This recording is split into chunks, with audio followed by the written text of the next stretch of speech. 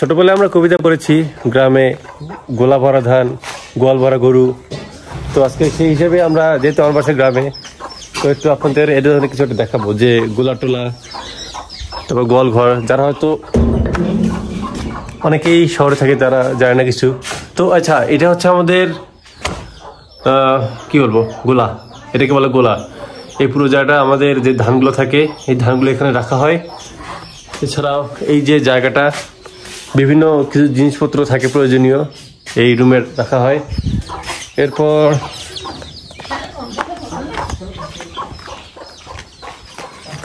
তারপর এটাকে বলা হচ্ছে মাচা ঘর। এই যে এটা মাচা ঘর কেন? কারণ যত ধরনের খুঁড়ি থাকে এই মাচা ঘরে রাখা হয়। আর এটা হচ্ছে আমাদের গোয়াল ঘর, যে কটা গরু থাকে গরুগুলো এখন বাইরে রাখা হয়েছে। আর বৌমদি কাজ করতেছে। এটা হচ্ছে আমাদের বাড়ির পেছনের দিক। আর এটা হচ্ছে আমাদের বাড়ির সামনে বিশাল বড় জঙ্গল এরিয়া, জঙ্গলের মধ্যে বসবাস। এটা হচ্ছে আমাদের গরু বাইরে থাকে, আর রাত্রে থাকে হচ্ছে ওই জায়গায়। এই যে বিশাল বড় জঙ্গল আমাদের বাড়ির সামনে, বিশাল বড় একটা জঙ্গলের মধ্যে আমরা থাকি। তো জায়গাটা নিরিবিলি, অনেক অনেক নিরিবিলি, কোনো ঝামেলা নেই কখনো, বা কোনো ভয়টার কোনো কিছু নেই। আমাদের বাড়িটা হচ্ছে একদম গ্রামের একদম শেষ সীমানার দিকে, মানে জঙ্গলের সাইডের দিকে। আর ওই পাশটা হচ্ছে ধান ক্ষেত।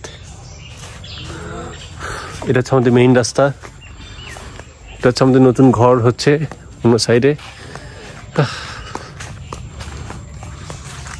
কত গাছ! অবশ্য আমাদের যেহেতু গ্রামে গাছ লাগানো প্রবন্ধ থাকে, একটু বেশি ফাঁকা জায়গা থাকে।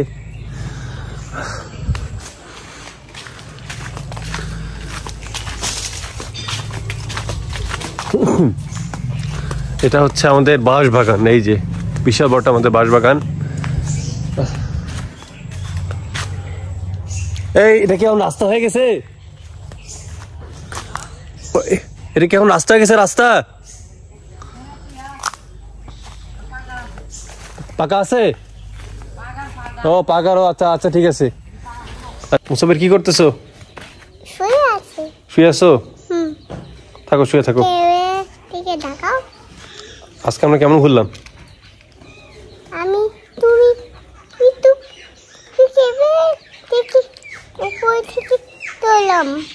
ঠিক আছে, থাকো।